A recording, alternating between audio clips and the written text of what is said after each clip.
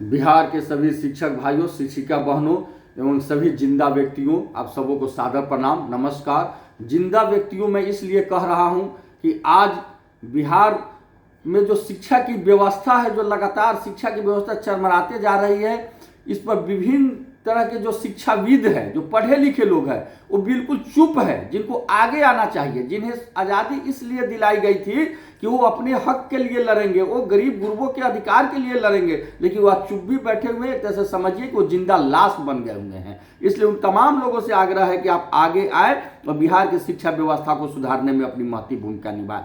इसी क्रम में हम लोगों ने बहुत सारा व्हाट्सएप फेसबुक से आंदोलन किया, लड़ा, लेकिन अंत में निष्कर्ष पर हमने यही पहुंचा है कि जब तक लड़ाई धरती पर नहीं होगी, जब तक सदेह नहीं होगी, आमने सामने नहीं होगी, तब तक हमारी समस्याओं का समाधान नहीं होगा। क्योंकि दिन प्रतिदिन शिक्षा की समस्याएं बढ़ती जा रही है, चाहे वो नियोजित शिक्षक हो, चाहे नियमित शिक्षक हो, चाहे विशिष्ट शिक्षक हो, चाहे रिटायर्ड शिक्षक हो, चाहे वो प्राथमिक के हो, माध्यमिक के हो, हाई स्कूल के टीचर हो, +2 के हो, या फिर एफिलिएटेड कॉलेज के हो, प्राइवेट हाई स्कूल जो है सरकार से 20% उनका हो या कॉलेज हो, सबकी समस्याएं दिन प्रतिदिन बढ़ते जा रही है। न तो समय पर उन भाइयों को अनुदान मिल रहा है, न समय पर हम लोगों को वेतन मिल रहा है। अभी इस शिक्षा कोष में रोज गड़बड़ी।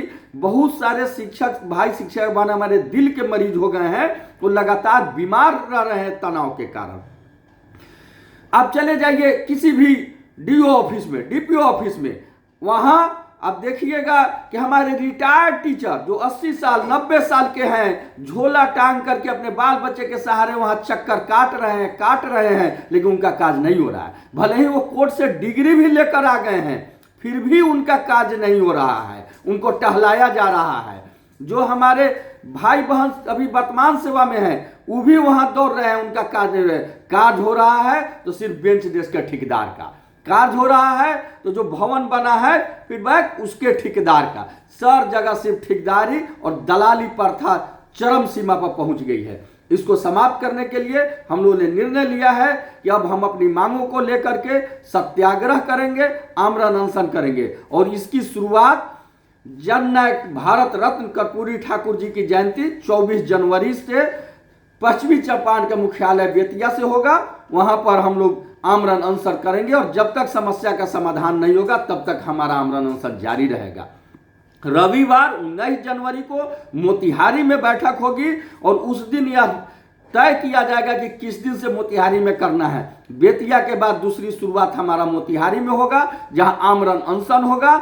और जब तक समस्या का समाधान नहीं होता तब तक हमारा आमरण अनशन जारी रहेगा। इसके लिए हम लोग 19 तारीख को बैठक कर रहे हैं, 19 को रविवार को बैठक करके इसकी घोषणा की जाएगी। क्योंकि आज आप चले जाइए कार्यालय में तो एक भी शैक्षिक कार्य नहीं, बस सिर्फ और सिर्फ दलाली प्रथा वहां कायम है। अब डैट में चले जाइए, जो वर्षों से ट्रेनिंग कर रहे हैं उनको आज तक यात्रा भत्ता नहीं मिला। जो भाई बहन बीपीएससी से बहाली हुए हैं उनको 3% इंक्रीमेंट का लाभ नहीं मिल रहा है।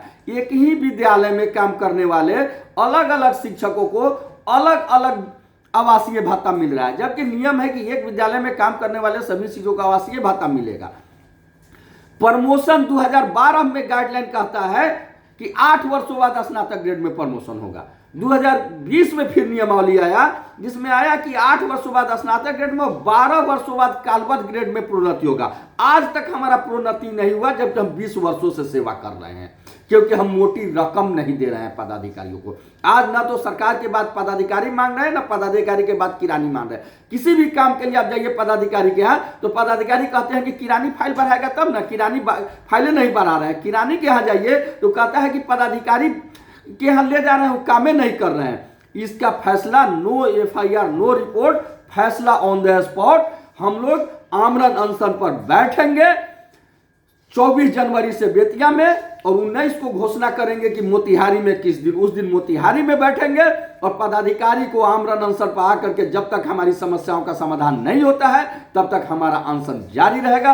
अब सभी शिक्षक भाइयों, शिक्षिका बहनों और बुजुर्ग जो रिटायर्ड है उनसे भी करबद्ध आग्रह है कि आप अपनी तैयारी शुरू कीजिए, आप अपने हौसला को बुलंद रखिए और आगे लड़ाई के लिए आने के लिए तैयार रहिए।